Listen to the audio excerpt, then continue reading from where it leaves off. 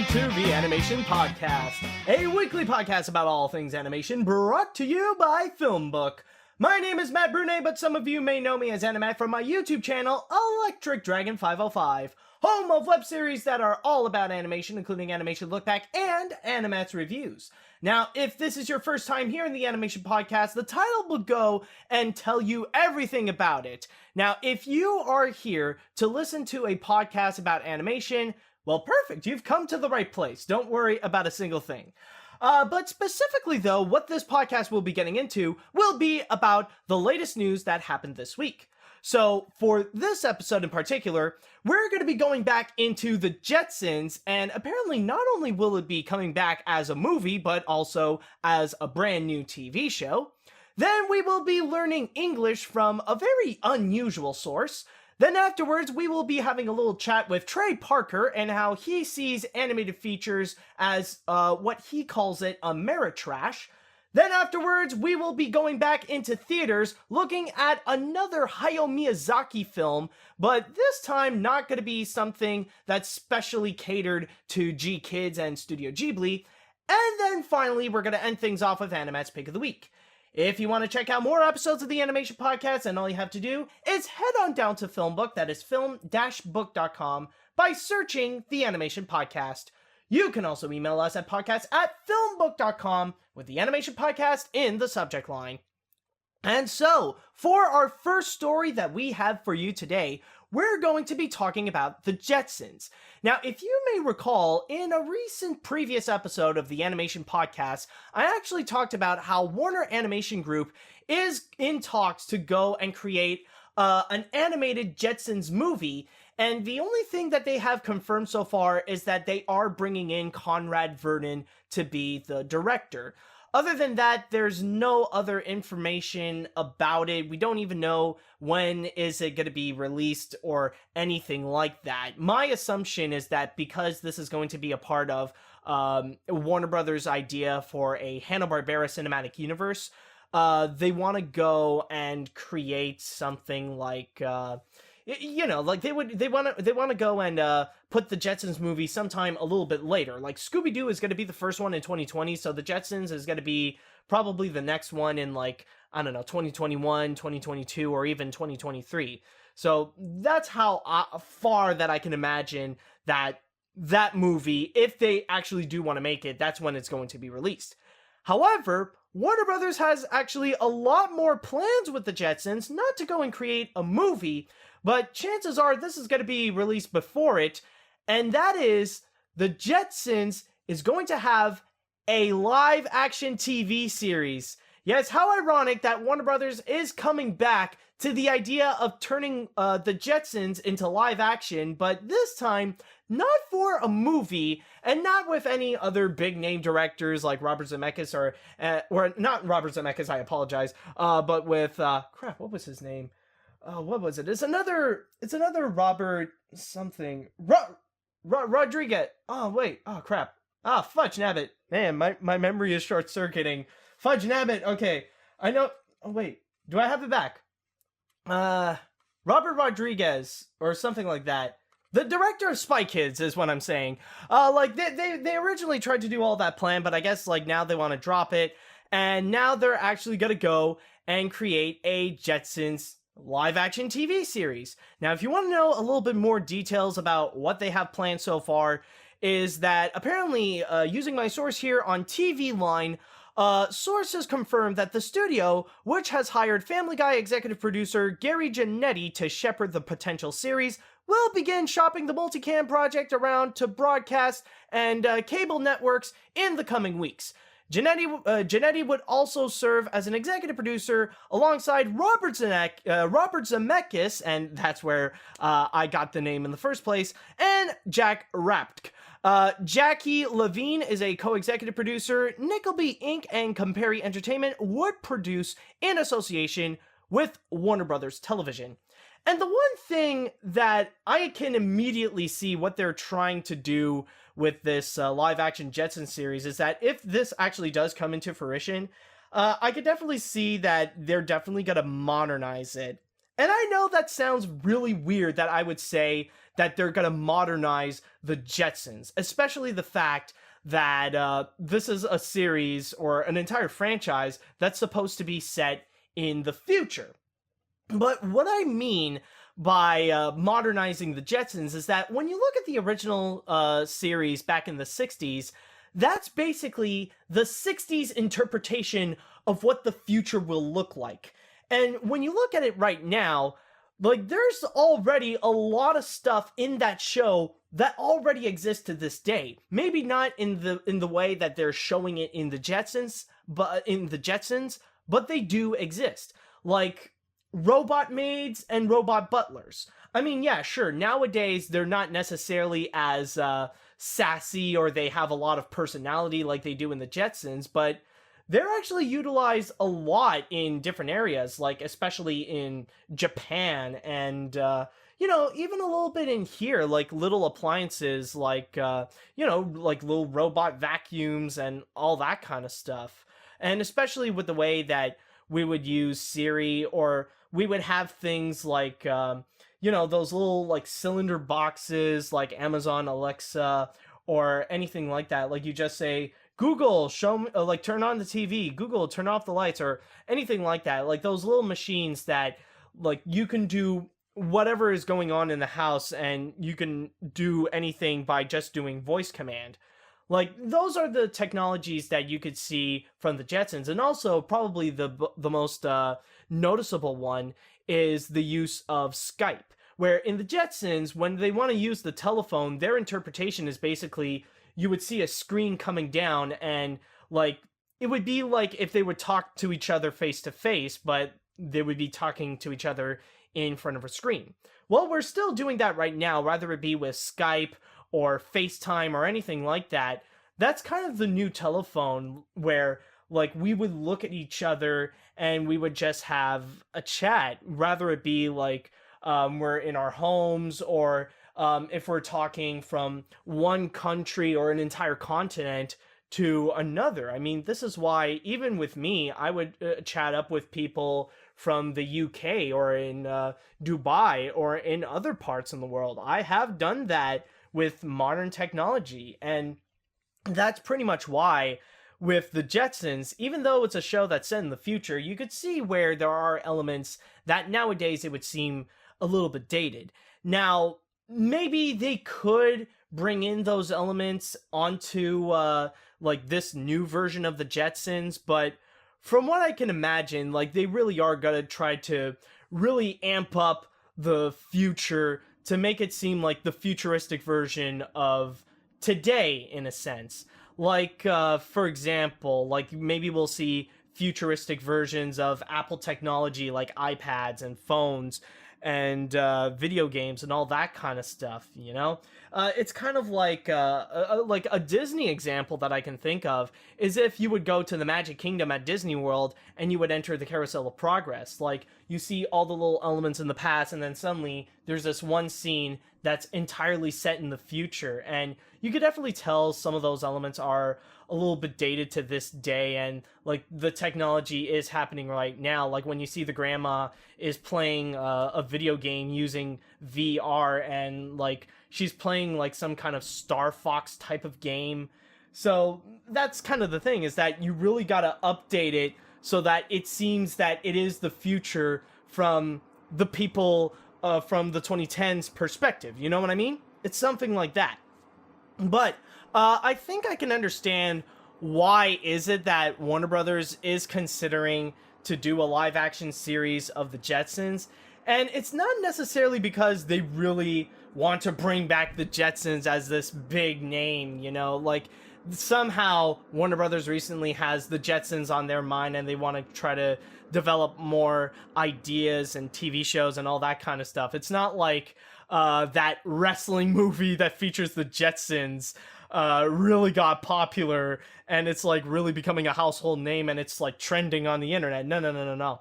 I think I can understand why Warner Brothers wants to do that. And it's because like sci-fi TV shows, they're starting to become a trend, or it seems like they could be a trend in the future. And why I say that is because when you think about some of the big name TV shows that are going to be coming up, some of them actually really do gear towards sci-fi. Like, I know there's going to be an upcoming Star Trek series, and then coming this fall, Seth MacFarlane is going to have a live-action Star Trek spoof called The Orville. So there could be a possibility that Warner Brothers wants to jump onto this hype train and they want to try to cash in case those TV shows actually do end up being really successful. Like if The Orville would end up becoming Seth MacFarlane's next Family Guy or American Dad, then there is a way that Warner Brothers can actually cash in on it, and they'll bring in the Jetsons into live action. So that's my idea onto why they want to go and do this. But so far, that's the only thing we know about it, is that they want to do a live action Jetsons series. We don't know who's going to be among the cast. We don't know the release date. We don't really know what's going to be happening. But yeah, who knows what they're going to do with a live action Jetsons series, but maybe it'll be good. Maybe it's going to suck, but let's just see how it goes. Now, for our next story right over here, we're going to be going into South Korea, and coming soon, they're going to have a brand new app where they're going to learn how to speak English. You know, that sounds like a pretty nice idea. But with this one, this is going to be entirely Cartoon Network themed. So in here, they're going to have several different Cartoon Network characters to teach South Koreans how to go and speak English. But the big significance about this one is going to be the host. And out of all the characters that they have, you'd think that the ambassador of, like, learning to speak English to South Koreans could be characters like Finn the Human in Adventure Time, or Steven in Steven Universe, or anybody from The Amazing World of Gumball, or anybody like that. But nope! Apparently, Cartoon Network thinks that it's a great idea to have Uncle Grandpa to do the job. Yes, going into my source here on Cartoon Brew, it stated the app will feature characters from Cartoon Network shows like Uncle Grandpa, We Bare Bears, The Powerpuff Girls, Adventure Time, The Amazing World of Gumball, and a regular show. Targeted for launch in October in South Korea, there are future plans to roll out the app in other Asian markets, including Japan, Taiwan, and Southeast Asia.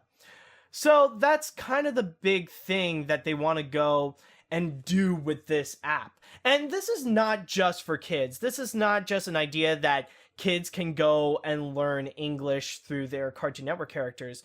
They're also going to be gearing this towards adults as well to go and improve their English skills, rather it be to speak English or to understand English, so both speaking and for listening. But honestly, I do feel like it is kind of weird that they're doing it in this format, especially having Uncle Grandpa to be the host in this. And the reason why I say that is mainly because there are some people in the comments here, they actually said it best that it's weird that they would feature Uncle Grandpa considering that the show is canceled. And not only that, but it's not just Uncle Grandpa, but there's also the regular show. That series just recently got finished as well. So you got Uncle Grandpa that was canceled, and then the regular show is gone. But also another unusual thing is that Steven Universe is not in this. I mean, you got all the other shows like We Bare Bears, Powerpuff Girls, Gumball, and Adventure Time, but they didn't include Steven Universe. Now, maybe there is a bit of a controversy considering the subject matter, that it may not be suitable in other countries because it would be considered a little bit too controversial, but I'll be honest, I haven't done my entire research on Steven Universe yet. I know that for those of you who watch my videos on my YouTube channel, you may know that coming soon I am going to be working on Animation Look Back Cartoon Network. Well, I'm just going to say right now, I am in the middle of the process of writing it. And even though I've made it far, I have yet to reach the part where I would talk about Steven Universe, so maybe I'll understand a little bit more when I do reach that part, but for right now it does seem a little bit strange for me. But yeah, overall with this app, I will say though that I am actually pretty in favor for this idea. It does seem pretty cool that you would actually have this special app that would help you go and like learn a new language or learn a bit of an international language, considering that English is one of the most popular spoken languages in the world next to Mandarin. So I can see where they're trying to go with this. And it definitely does sound great that it is something for both kids and adults can go ahead and use. So, who knows? I definitely do hope that this does become a pretty good idea. And it even says here, it even includes a quote from Ron Lee, Turner Korea's general manager, stating that we are delighted to be partnering with Kwalson to enable more Koreans and Cartoon Network fans to watch their favorite shows and improve their English at the same time. We believe that learning is always more effective when it's also fun. And that is something that I absolutely agree. I think, if you make education a little bit more enjoyable, if you add a little bit of a fun twist to it, then it's going to be a lot easier for people to learn. That's why when I would make animation look back, when I would talk about the history of animation studios or animators or something like that, I try to make sure that I incorporate a little bit more fun into it. I'm not just going to make some bland video where I just spew out random facts about movies and stuff like that. I want to try to elevate a little bit more than what Did You Know Gaming is doing. Try to make it fun to watch at the same time. So I do get what they're going with. But yeah, apparently that's the whole thing that's going to be going on in South Korea and eventually in other Asian countries as well. And hopefully we'll see some pretty good success with it. I know it's rather weird that they want to go with Uncle Grandpa as the ambassador of all this, but who knows? Maybe Cartoon Network will teach some people how to speak English better. So, for those of you in South Korea and you want to find a cheaper and also a more enjoyable alternative than Rosetta Stone, then all you have to do is wait until October for the release of this Cartoon Network app. Okay, so for our next story right over here, we're going to be looking into an LA Times interview with Trey Parker, one of the creators of South Park, and they're basically talking about him in terms of some of the recent stuff that's been going on with his life. Recently, as you probably know, Trey Parker has been a lot in the news, rather it be portraying the voice of Balthazar Brad in Despicable Me 3, or the recent controversy with South Park, where they're just gonna go and ignore Donald Trump entirely. But apparently, there's this one little segment in the interview that apparently Cartoon Brew decided to go and take and just analyze this a little bit. Allow me to go and read you this little segment right here. So it stated, do you watch many animated kids movies? Now that my daughter is almost 4, I've seen every kids movie there is 3 times. Some of them are so great. The Illumination stuff is so visual and so cartoony. It's not what I lovingly call Ameritrash, where it's all about what was the point and what did the characters learn. We just saw The Good Dinosaur. Dude, that movie is like, what's that movie about the guy who got raped by a bear?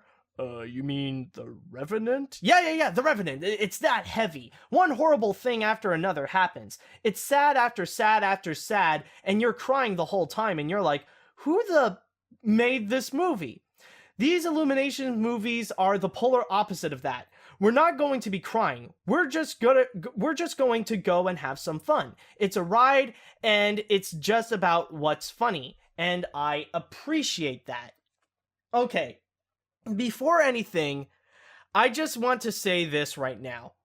Now, for me, I will say that yes, I definitely do enjoy Illumination's work. I could probably say that I am a fan of the studio.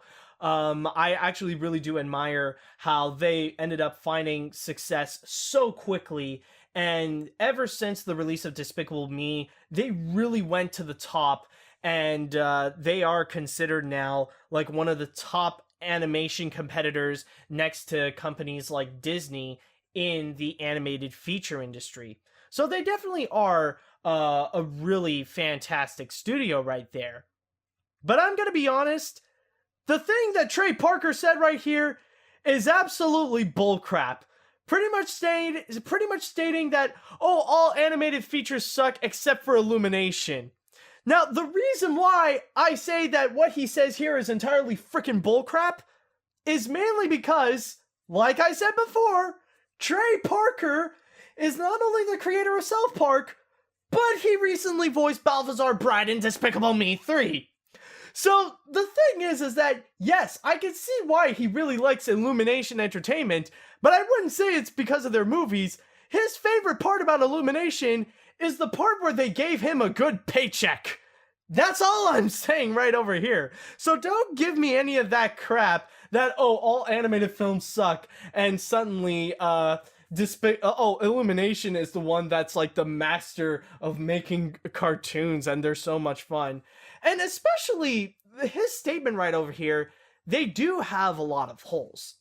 Now, I do agree, The Good Dinosaur, it's not necessarily, it definitely is one of Pixar's weaker films, but I wouldn't say that it's, like, really bad, and even his excuse for it's really stupid. I mean, like, what he said, one horrible thing after another happens, it's sad after sad after sad, and you're crying the whole time, and you're like, who the fridge made this movie? Honestly, like, if you're feeling different emotions about it other than just laughing, that shouldn't be a bad thing. By that logic, if, like, sad moment after sad moment means that this movie sucks, then honestly, Grave of the Fireflies is a terrible film, because that's basically what that movie is all about. It's sad moment after sad moment after sad moment. But do people say that it sucks because of that? No! Nowadays, people consider it one of the greatest animated features of all time. And then here he is, pretty much bashing The Good Dinosaur for that same reason. And I mean, like, if an animated film would want you to feel different, like, would want you to feel a different emotion, that's honestly better. Because, like, honestly, I have made this editorial a little while back talking about why is it that in recent years we've seen so many cartoony animated features. And, like, they do seem like they're made for that little simple format right over here. Like, they're made in that format where, oh, it's just meant to be a cartoon, it's meant to be over the top, and it's supposed to be funny and all that kind of stuff. And nowadays, it's really gone down to the point where it's really starting to blend in with each other, and it's like you're watching the same movie over and over again. Rather it be like with The Boss Baby, or Trolls, or Smurfs the Lost Village, or Hotel Transylvania, or like even the recent Ice Age sequels, or anything like that. You know, they're starting to feel like they're just doing the same thing over and over again. Like, and I'm like, honestly, I'm even going to include some of the Illumination films. Like, sure, I really do enjoy them more than the movies that I've listed, but you could technically put in the Despicable Me movies onto it, or even like The Secret Life of Pets. Those actually can count in this. So honestly, I don't really see the point of looking into, like, oh, is it funny? Is it something that I can laugh the whole time? Oh, that means it's good. No, that by that logic, it's just, you're not even watching movies correctly. Like, the best animated films nowadays are the ones that it kind of challenges your emotions. It kind of makes you feel for different things instead of doing the same formula over and over again.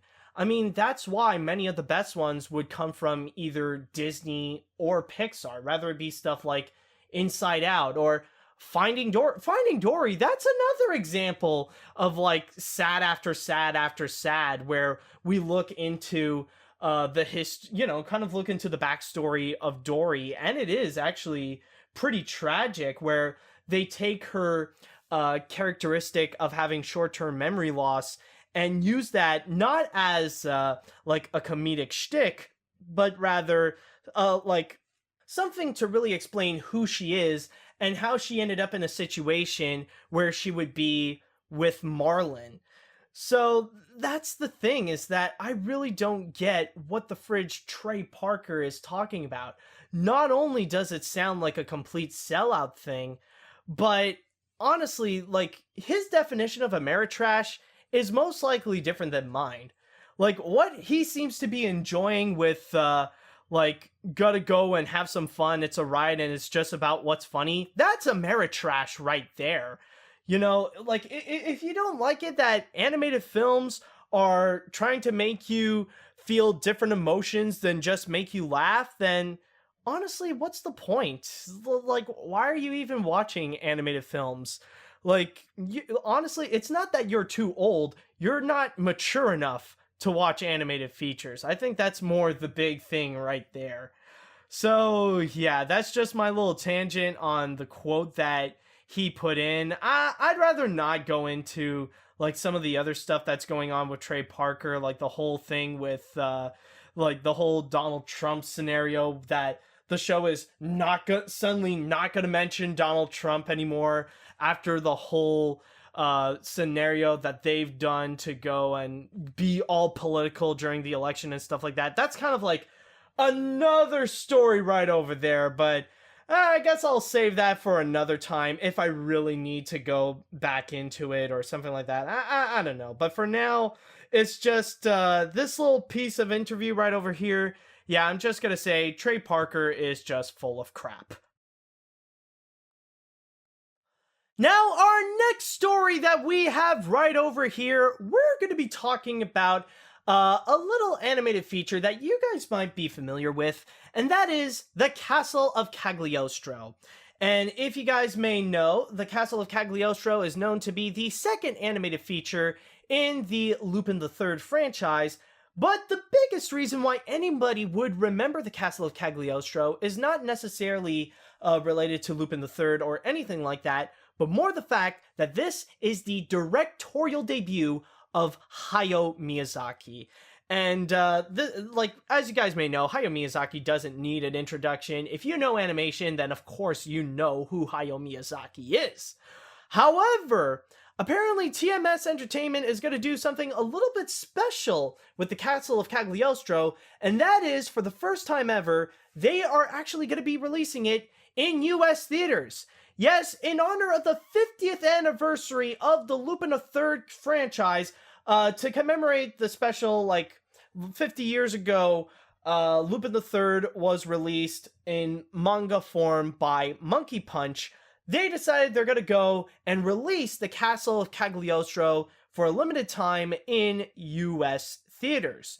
Now, there is no other specifics on what is going to happen or like what they're going to do with it. Who knows? But apparently the only thing we know is that so far TMS is just going to be releasing it in the US sometime this fall, and that's pretty much all that we know about it. And one big question that I do have regarding this is that, okay, so chances are we're going to see like two different screenings of it, that they're going to be releasing an English dub and also a Japanese sub. But for the English dub, what I would like to know, which version are they going to be releasing? Is it going to be the Streamline Pictures one or the Manga Entertainment? Because I have actually seen both versions. And when it comes to those two, like, there are some pros and cons, I will say. Like, with Manga Entertainment, some can argue that it actually does have better dialogue, and also it has a lot better sound effects. Like, what Manga Entertainment did is that they decided to reboot the entire audio and give it brand new, clearer sounding sound effects, like where you would hear the gunshots or the driving or anything like that. It's a lot, like, the sound is a lot more crisp, it's a lot more HD, it's a lot more clear, it's a lot better. But for me personally, I would say that I actually prefer the Streamline Pictures version. And the reason why I say that is because, like, even though Manga Entertainment could have better dialogue, I feel like the acting in Streamline Pictures is a lot better. there's a lot more charisma, and it really does bring the characters to life, especially with Lupin the Third himself. He's a lot more enjoyable. He sounds a lot more energetic. He has a lot more of a fun-loving personality. That's what I really do enjoy with the streamlined version, is that the acting itself is a lot better. Now, of course, there's also the, like, pretty much the name of Lupin the Third. Rather it be like Streamline Pictures actually calls Lupin Wolf, and then you have Manga Entertainment, who decided to go a little bit closer to it and just call him Lupin, or just Rupin, or anything like that. But it actually does seem pretty interesting that they are doing this, but I think I can understand why that they're doing it with the Castle of Cagliostro specifically.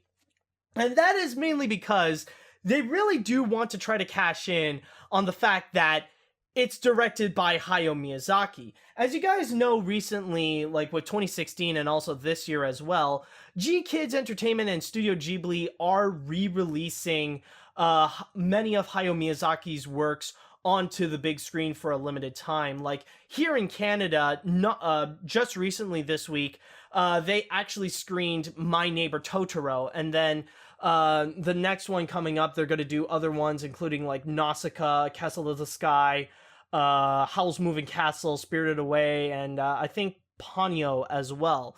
So what I'm thinking is that instead of going with the first ever Lupin the Third movie with A Letter to Momo, they want to try to go and utilize the Hayao Miyazaki aspect and go with Castle of Cagliostro. Like, hey, since you guys are going to go and watch on the big screen a lot of Hayao Miyazaki movies, why don't you include the Castle of Cagliostro as well, since it is the directorial debut of Hayao Miyazaki. So that's pretty much my understanding. But, you know, it's still really cool nonetheless, since the Castle of Cagliostro is still a fantastic movie. I really do enjoy that one. So who knows what they're going to do with it. But yeah, if you guys are in the US and you are excited to go and see the Castle of Cagliostro on the big screen, then all you have to do is just wait until this fall for the big screen release of the Castle of Cagliostro. And so finally, we are going to be ending things off with AniMat's Pick of the Week. And for this week, we are going to be talking about the latest album that's been hitting shelves, and it's the album that everybody is pretty much talking about nowadays, 444 by Jay-Z. And the biggest reason why people are talking about it is mainly because this is Jay-Z's most personal album. In fact, we can't even call this an album. This is Jay-Z's personal therapy session right over here. This is where Jay-Z comes out of the open and talks about everything that's on his mind, where he would talk about his relationship with Beyonce, he would talk about his friends, his family, and life in general. Basically, Jay-Z opens up to pretty much everything.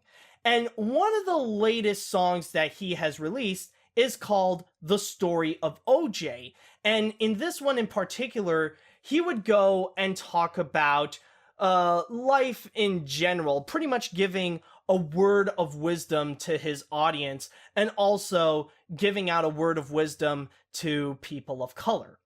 Now, I know what you guys are probably thinking when listening to this. AniMat, why the fridge are you talking about Jay-Z in the animation podcast? And I know this is a question that I'm even asking myself, like, why is it that I'm even talking about Jay-Z in general? This is something that I never thought I would be in the position of doing. Well, the reason why I'm talking about it here is mainly because of the music video. And that is something, I just gotta say this right now. If you're an animation fan, you gotta you gotta go see this. You gotta check it out. Mainly because this is actually an animated music video that, if anything, people are talking about the story of O.J. probably as much as the album itself. Because, man, it is quite controversial. And like I said before, this is where Jay-Z would be talking about life lessons to mainly his audience and also for people of color. But the way that he is presenting it is more as a satire. And throughout the whole thing, it's meant to be a parody of the old cartoons that would depict African Americans. So you literally have stereotypical black people walking around, and their presence is basically that, where they have like giant lips, where they're slow-witted, and all that kind of stuff. Like, they really go down into the black stereotype onto this. And you could definitely see the influences of many of the old cartoons in the past that they would go and use references to really present the story of O.J. Like, a lot of them include, of course, the most infamous of them all, the Censored 11 by Warner Brothers. There are also a lot of direct references to, what was it? It was by Walter Lantz, and it's called Scrub Me Mama with a Boogie Beat, and a lot of other cartoons as well, including from Disney or from Max Fleischer. And I will say right now, the animation is actually done by two different studios, Titmouse and The Mill, where the directors include Alicia Tan and Mike Roosh. If you want to know the full credits of who did the animation on that music video right there, you can go to Cartoon Brew. They actually do have an entire list. But the directors in general, like the big directors of the story of O.J., both in terms of the music and the video itself, is by Mark Romanek and also Jay-Z himself, which the two of them also work together on 99 Problems. And even looking at it, it's actually really fascinating, and honestly, it's quite amazing. It really is.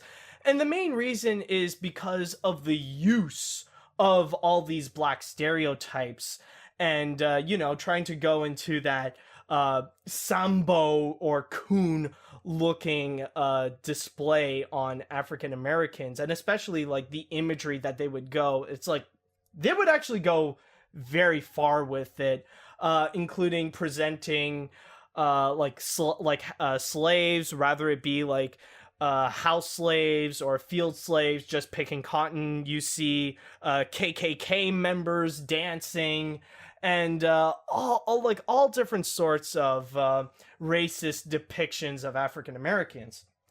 And in that sense, that's also why it's also quite controversial, because for a lot of people who see that, like, if they don't get what Jay-Z is doing, like, they're entirely pissed off because they're seeing that it is it's basically flat out racist. It is, like, the stuff that we see is highly offensive. Well, yeah, that's kind of the point, because the big reason why Jay-Z is presenting all these stereotypical cartoons and all that kind of stuff, it pretty much connects with the chorus of this song. Now, I cannot repeat the chorus that Jay-Z said because, how could I put this? Well, he would say a certain word that I cannot repeat, and that's mainly because, well, if my voice isn't obvious, then as you guys can tell, I'm a hunky-ass white boy, so I cannot really say the N-word. But yeah, it's basically meant to say that no matter who you look like, no matter what you look like, or how successful you are, how can I put this? Well, in short, if they say you're black, then you black. That's basically the whole idea. Basically, that's kind of the whole thing about the story of O.J., where no matter how successful you are, being a person of color is still a giant obstacle, and your fame is a lot more fragile than a celebrity who is also a white person, because like one little screw up and you could be pretty much over. In fact, I do have a little bit of a theory why this is called the story of O.J., because for the most part, they don't even go into like this isn't even about O.J. Simpson. Like they don't even go into O.J. Simpson except for like this one little verse. Like there's this one little line where Jay-Z would say, O.J. Simpson came out and said, "I'm not black, I'm O.J." Okay. Basically saying that successful African Americans, they would want to go out in the public, and like they do mean well by pretty much repeating the famous line by Martin Luther King, where they don't want to be judged by the color of their skin, but more by the character of who that person is. But when there is a flaw, people are going to be exploiting it, and that's when their race will be coming back, and like people will just portray them as a filthy black person. And O.J. Simpson, okay, I know that it is really terrible of me to say that people will just end up like rejecting them as a filthy black person, but sadly that's kind of how people do, that's kind of how people would portray others in a sense, sadly. And O.J. Simpson is not just an example of it, where one murder case later and his reputation has been completely destroyed, but there are other people as well, like Tiger Woods, for example. And like there are several times where he would screw up, and no longer are the days that we look at Tiger Woods as this beloved golfer. Or even Bill Cosby. That's another big example right there, where he was one of the most beloved icons on television, and nowadays the only thing we remember Bill Cosby is just, "Hey there, little mister, why don't I slip a little Mickey in your drink and then I'll put my Jello pudding pop in your freezer." Just stuff like that. Is that when you screw up, it's near impossible to really get back on your feet when you are a person of color. And the reason why in the story of O.J. we see like the depiction of stereotypical black people, or the stereotype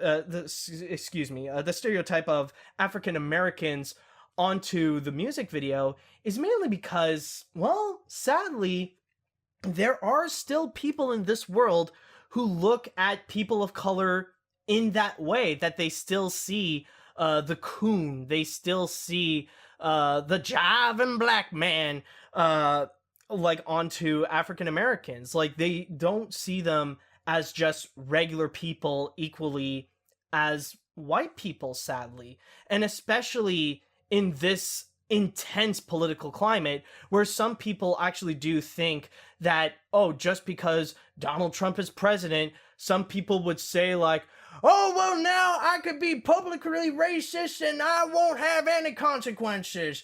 I could say all the racist things like I hate black people and no social justice warrior will tell me that it's bad and otherwise," and all that kind of stuff. Just saying all these terrible things. And yeah, that's sadly the truth, is that racism is still alive and well, even in like highly developed countries like America.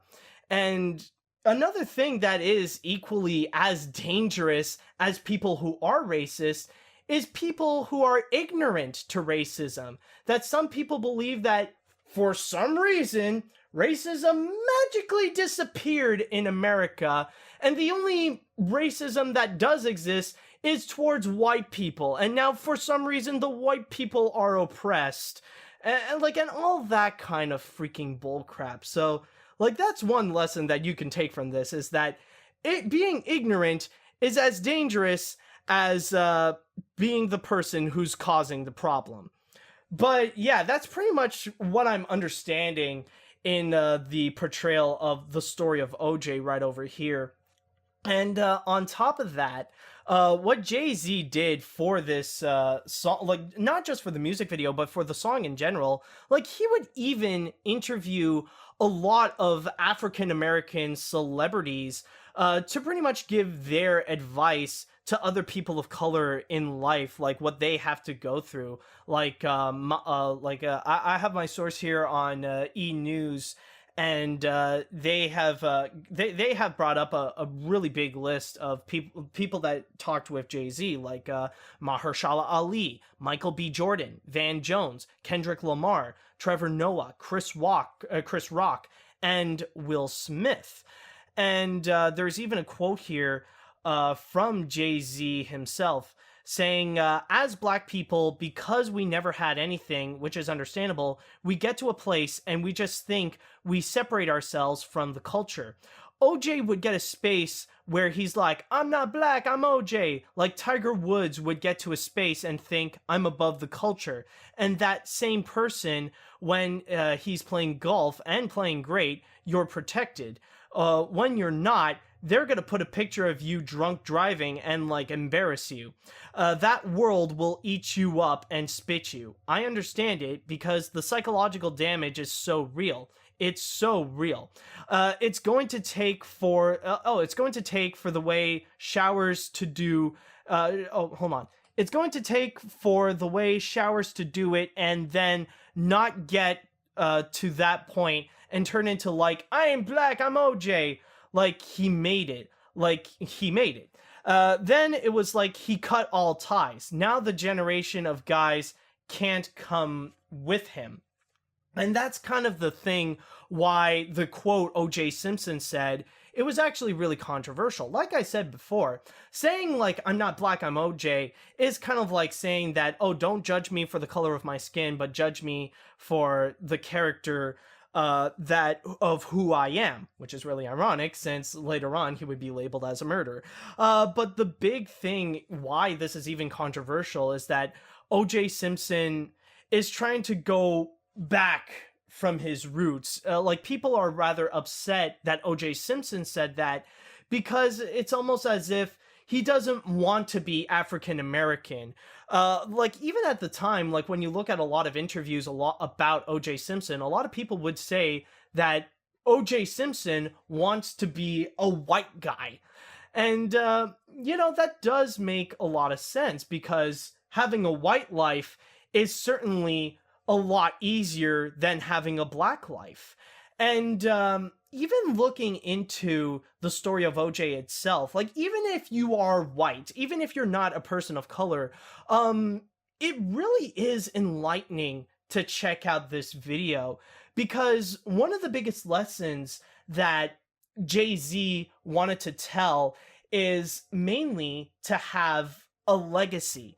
And now when I mean having a legacy, it's not necessarily to go and, try to make a name for yourself, try to make it big, follow your dreams and all that kind of stuff. That's not what he meant by having a legacy. He means financially having a legacy, to be wise with your money instead of going for materialistic needs. And the old saying goes, don't blow your money on drugs and hookers and all that kind of stuff. Just go and invest your money. Try to turn 2 into 4 and turn 4 into 8. And there's even a quote from the song here where he bought a painting and that he bought for $1 million.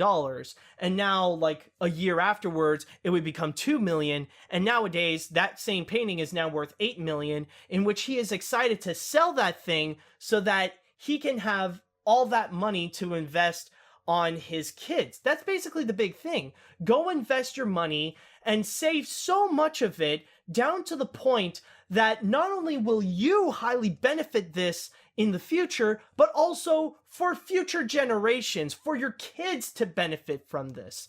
That's what I mean by having a legacy.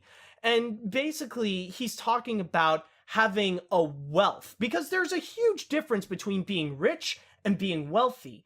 Like when you're rich, you can easily blow that money. It's easy to go from being rich to having no money whatsoever. And I think Chris Rock actually said it best in one of his comedy bits, is basically that Shaquille O'Neal is rich. The guy who is signing his paychecks is wealthy.